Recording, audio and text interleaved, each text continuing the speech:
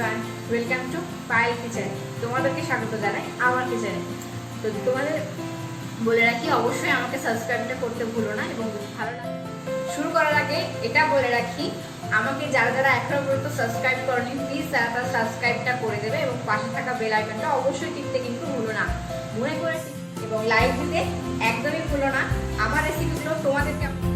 চলো বন্ধুরা, শুরু করা যাক। কোনো কথা না বাড়িয়ে ঝটপট রান্নাটা চলো দেখে নিই। আজকে নিয়ে তোমাদের কাছে চলে এসেছি আমি।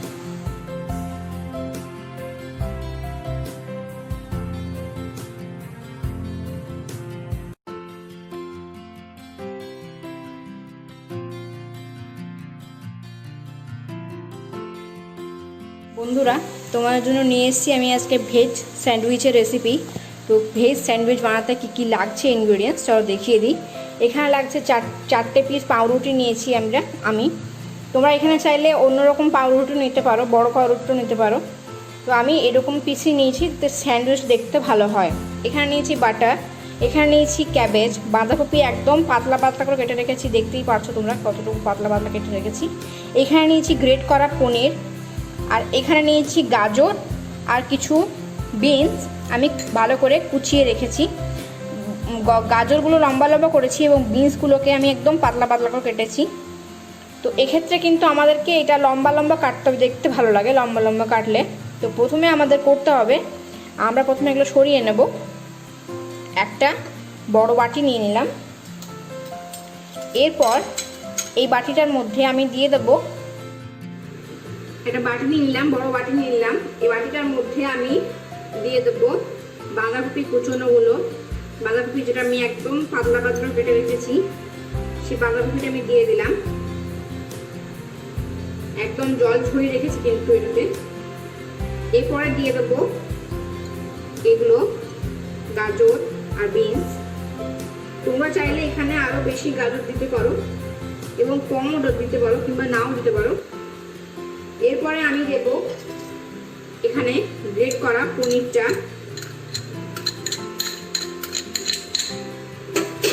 পনির দিলে খেতে কিন্তু খুবই সুস্বাদু হয়। তোমরা অবশ্যই পনির দিয়ে ট্রাই করে দেখো। যেহেতু আমি এটা নিরামিষ বানাচ্ছি, তো এক্ষেত্রে পনিরটা আমার খুব দরকারিও, এটা দরকার লাগে এটার মধ্যে দিতে। মিশিয়ে দিলাম, পনিরটার সাথে ভালো করে মিশিয়ে নিতে হবে।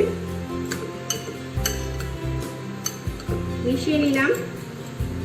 এরপর আমি এখানে অ্যাড করব, তোমাদের মশলাগুলো দেখিয়ে দিই। এখানে আমি red chilli powder, Kashmiri red chilli powder half চামচের থেকেও কম নিয়েছি। এখানে নিয়েছি গরম মশলা পাউডার হাফ চামচ থেকে কম, নুন নিয়েছি হাফ চামচ, চিনি নিয়েছি একদম অল্প। তোমরা যদি না দিতে চাও না দেবে, অবশ্যই তোমাদের নিজস্ব টেস্ট অনুযায়ী। এবং নিয়েছি আমি এখানে গোলমরিচ, দেখতে পাচ্ছ গোলমরিচ নিয়েছি 1 চামচ পরিমাণ, পুরো গোলমরিচ। সব একসঙ্গে মিশিয়ে রেখেছি। এরপর আমি সব একসঙ্গে এটার মধ্যে অ্যাড করে দিলাম। খুব ভালো করে মিশিয়ে নেব।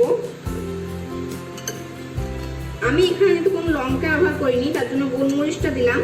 তোমরা চাইলে এখানে গোলমরিচটা বাদ দিয়ে লঙ্কাও অ্যাড করতে পারো। তবে যেহেতু বাচ্চারা খাবে, এটা সবাই সবসময়তেই বাচ্চারা একটু টুকটাক খেতে ভালোবাসে, তো বাচ্চাদের জন্য এই রেসিপিটা অনেকটাই ভালো। তো তার জন্য তোমরা এখানে গোলমরিচটা অ্যাভয়েডও করতে পারো যদি বাচ্চারা খেতে না চায়। ভালো করে মিশিয়ে দিলাম। এরপর আমি এটা একটু সামান্য ফ্রাই করব। তো ফ্রাই করার জন্য এখানে নিয়ে চলে আসবো আমি একটা কড়াই।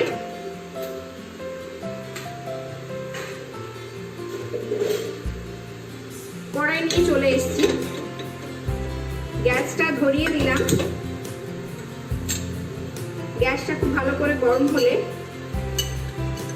জাস্ট এটার থেকে হালকা একটু জল, যেহেতু নুন দিয়েছি, নুন দেওয়ার জন্য হালকা একটু জল সামান্য বেরোবে।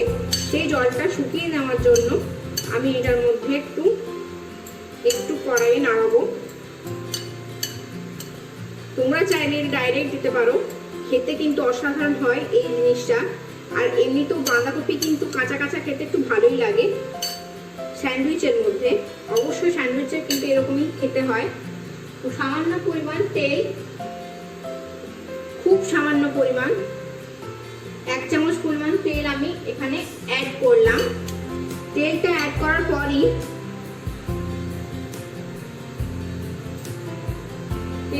করার পরই কিন্তু আমি এখানে এটা দিয়ে দিলাম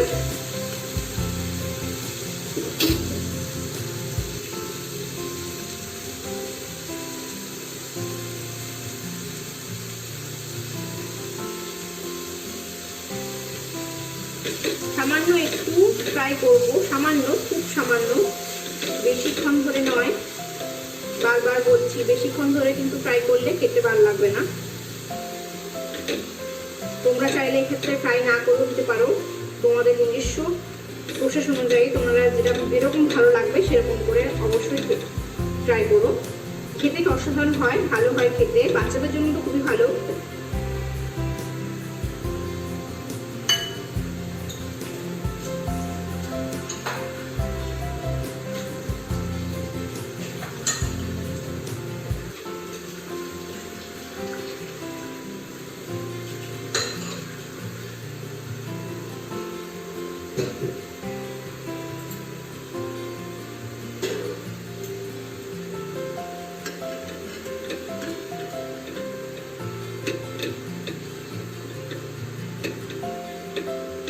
দেখো ভেতর থেকে জল বেরোতে শুরু করে দিয়েছে। এরপরে আমি সামান্য একটু গ্যাসটা বাড়িয়ে দেব,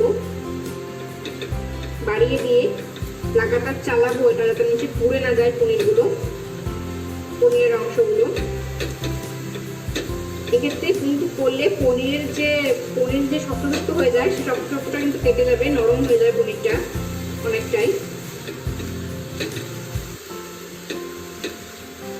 দেখো কতটা পরিমাণে কমে গেল, আমি পুরো 1 কড়াই মতো দিয়েছিলাম, কতটা কমে গিয়ে কতটা নরম হয়ে একদম অল্প হয়ে গেল। গ্যাসটা আবারও কমিয়ে দেব, এরপর আমি এটা নামিয়ে নেব।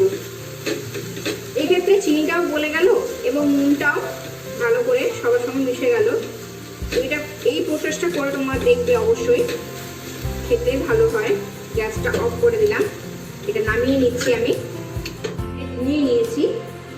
এরপরে আমি করব এক সাইডে প্রথমে আমি বাটার লাগাবো। যে সাইডে বাটার লাগাবো আমি কিন্তু সেই সাইডেও বাটার লাগাবো, 2 সাইডে বাটার লাগাবো। মানে যে সাইডে আমি দেবো স্যান্ডউইচের যে পুরটা সেদিকেও বাটার লাগাবো এবং পেছন দিকেও বাটার লাগাবো। বাটার নিয়ে নিয়েছি, আমি এখানে আমুলের বাটার ব্যবহার করছি, তোমরা যে কোনো ব্র্যান্ডের ব্যবহার করতে পারো তোমাদের নিজস্ব পছন্দ অনুযায়ী। তোমরা এখানে চাইলে বাচ্চারা খেতে যদি চায় চিজ, তো তোমরা এখানে চিজটা ব্যবহার করতে পারো, বাট আমি এখানে চিজ দিইনি, একটু হেলদি রেখেছি।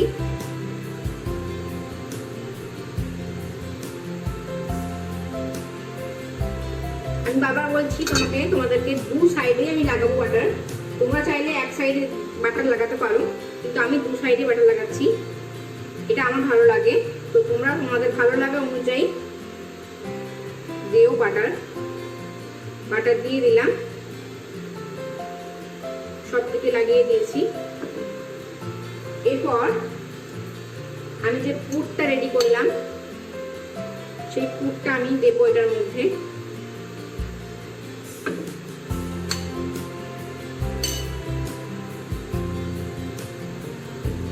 চিপে চিপে দিতে হবে।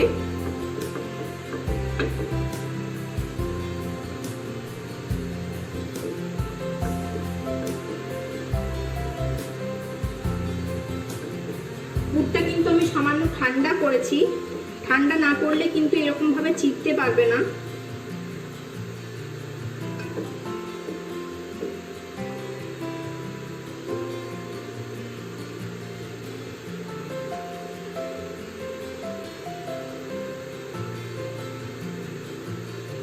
ঠিক এরকম করে প্রেস করতে হবে যাতে পাউরুটির ভেতরে একটু সামান্য ঢোকে। এরপর আমি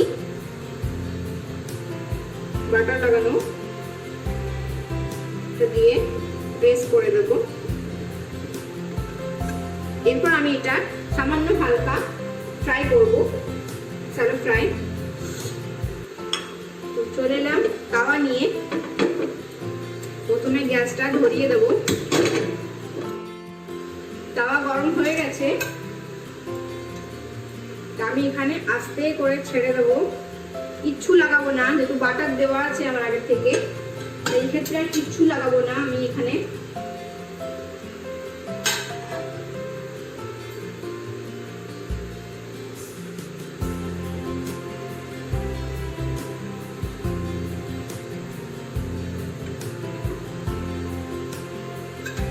হালকা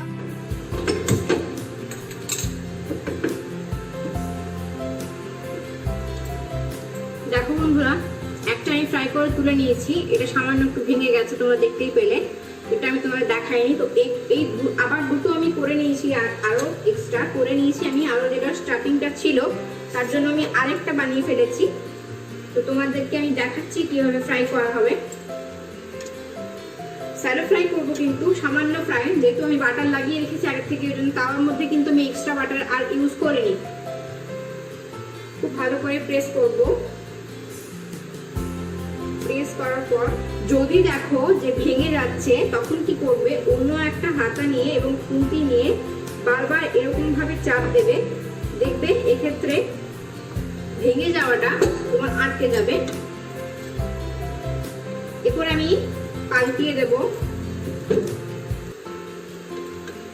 অবশ্যই গ্যাসটা কিন্তু লো করে দেবে।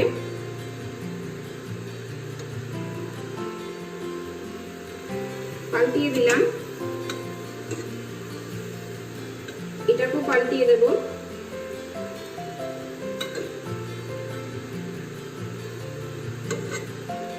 দু সাইড কিন্তু আমাদের হয়ে গেছে, এই দিকটা ওই দিকটা হয়ে গেছে, দুটোই হয়ে গেছে।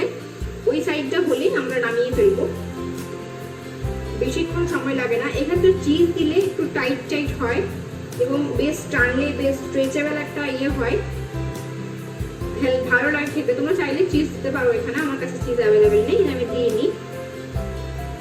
বাটার দিয়েও খেতে ভালো হয়, খারাপ লাগে না খেতে। তো এটা আমাদের ফ্রাই করা হয়ে গেছে অলমোস্ট। তো আমরা এটা নামিয়ে নিচ্ছি। নামিয়ে নিয়ে তোমাদের কেটে পরে দেখাচ্ছি ঠিক কিরকম ধরনের হলো। গ্যাসটা আমি, তো বন্ধুরা তৈরি হয়ে গেল আমাদের সুন্দর সুন্দর স্যান্ডউইচ। তোমরা বানাও, ট্রাই করো এবং আমাকে কমেন্ট করো তোমাদের কেমন লাগলো রেসিপিটা। তো দেখে নাও বন্ধুরা, দেখেছো কোনো দিক দিয়েই পড়ছে না। আমি কিন্তু হালকা ভাবে ধরে আছি, দেখো আমি এক আঙুলে এরকম ভাবে ধরে আছি, কোনো দিক দিয়ে কিন্তু পড়েনি। শুধু একটা নয়, আমি আরেকটাও দেখিয়ে দিচ্ছি, কোনো দিক দিয়ে দেখো পড়েনি। ভেতরটা দেখবে, দেখো কত কালারফুল, তাই না?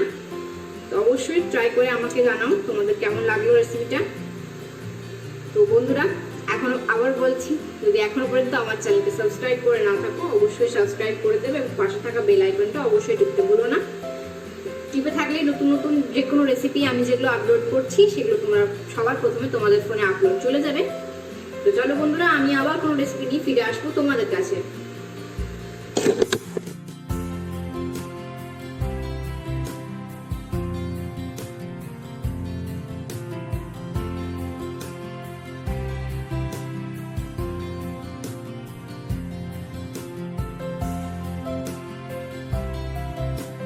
তো বন্ধুরা, তোমাদের কেমন লাগলো আমার নতুন রেসিপিটা? ভালো লাগলে অবশ্যই একটা লাইক দিয়ে দিও। তো চলো বন্ধুরা, আবার অন্য কোনো রেসিপি নিয়ে আমি ফিরে আসবো তোমাদের কাছে। নমস্কার।